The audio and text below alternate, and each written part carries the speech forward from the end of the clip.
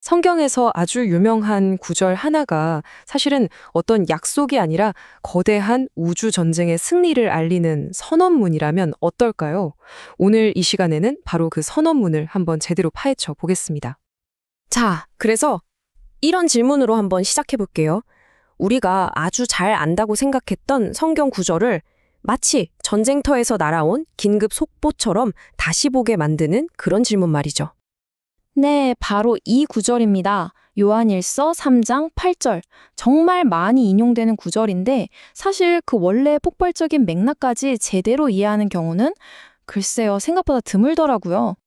그래서 이 승리의 선언을 제대로 이해하려면 우리가 꼭 탐정처럼 되어야 해요. 역사와 언어라는 겹겹이 쌓인 층을 하나씩 벗겨내면서 이 구절이 가진 진짜 의미를 파헤쳐 보는 거죠. 자, 지금부터 수사를 시작합니다. 자, 그럼 본격적으로 한번 들어가 볼까요? 이 사건의 첫 번째 단서는요, 놀랍게도 원문, 그러니까 헬라어에 숨어 있습니다. 여기서 우리가 주목할 핵심 단어는 바로 멸하다입니다. 근데요, 이게 헬라어 원어인 리세를 보면 의미가 훨씬 깊어요. 그냥 없앤다가 아니라 세 가지 아주 구체적인 뜻을 동시에 담고 있거든요. 보세요, 그냥 멸하다가 아니에요. 이 리세라는 단어는 세 가지 차원의 아주 입체적인 작전을 말하는 거였습니다. 첫째는 묶인 포로를 풀어주는 것. 둘째는 적의 견고한 요새를 허물어뜨리는 것. 그리고 셋째는 적이 가진 모든 법적 권한을 무효화시키는 거죠. 그러니까 이건 단순한 파괴가 아니라 완벽한 해방 작전이었던 겁니다. 자, 단어의 의미는 파악했으니 이제 사건 현장으로 가보겠습니다. 다시 말해서 이 편지가 쓰여졌던 바로 그 시대로 말이죠. 도대체 왜 저자 요한은 이렇게까지 강력한 군사 용어를 쓸 수밖에 없었을까요? 요한이 그냥 조용한 방에 앉아서 이 글을 쓴 게 아니었어요.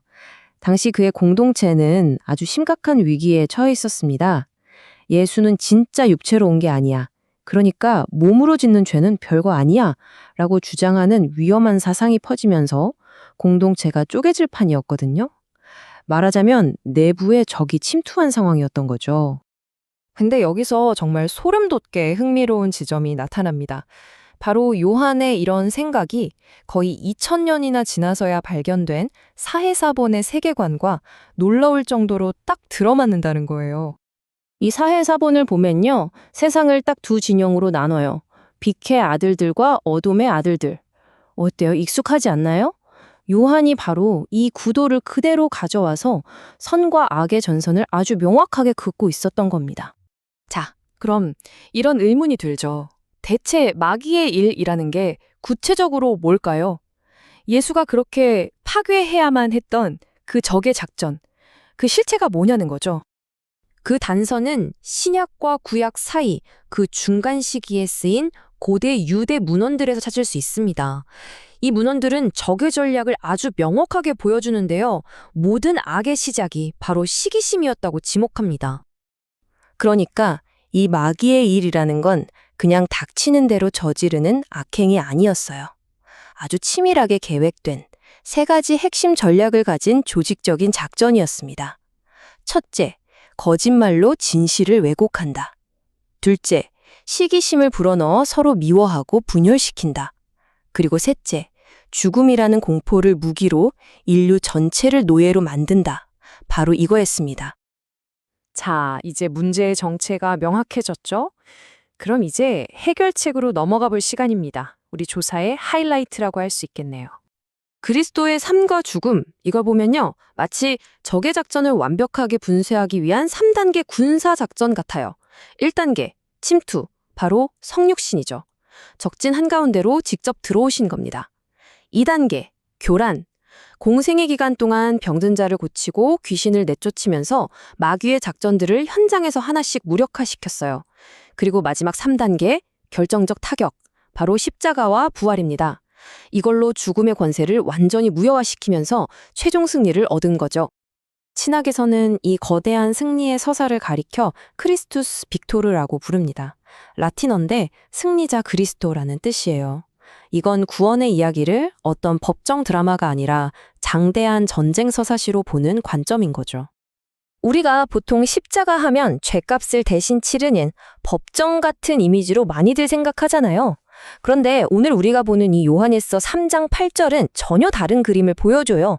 십자가는 바로 어둠의 세력을 완전히 박살낸 전쟁터라는 겁니다. 이 관점에서 보면 인간의 가장 큰 문제는 유죄가 아니라 속박이고요. 그래서 필요한 해결책은 단순한 용서를 넘어서 노예 상태로부터의 완전한 해난 해방이거든. 자, 그런데 여기서 진짜 중요한 질문이 하나 생깁니다. 좋아요. 전쟁에서 이겼다는 건 알겠는데, 그럼 왜 우리는 아직도 이렇게 힘들게 싸우고 있는 걸까요? 왜 세상엔 아직도 악이 존재하는 거죠? 여기에 대한 신학적인 답변이 바로 이미, 그러나 아직이라는 개념입니다. 이게 말만 들으면 좀 모순처럼 들릴 수 있는데 사실 들어보면 정말 기가 막히게 명쾌한 설명이에요.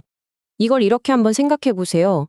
과거에 이미 승전일, 즉 V-Day가 선포된 거예요. 그리스도의 죽음과 부활로 전쟁은 사실상 끝났습니다. 적은 결정적으로 패배했고 법적으로도 끝난 싸움이죠. 하지만 지금, 현재는 우리는 이미 해방된 영토에 살고 있지만 아직 곳곳에 숨어서 저항하는 적의 잔당들이 남아있는 거예요. 그래서 이 잔당들을 소탕하는 소탕 작전 기간을 살고 있는 거죠. 그러니까 우리의 싸움은 분명히 현실이지만 그 결과가 뒤바뀔 일은 절대 없다는 겁니다.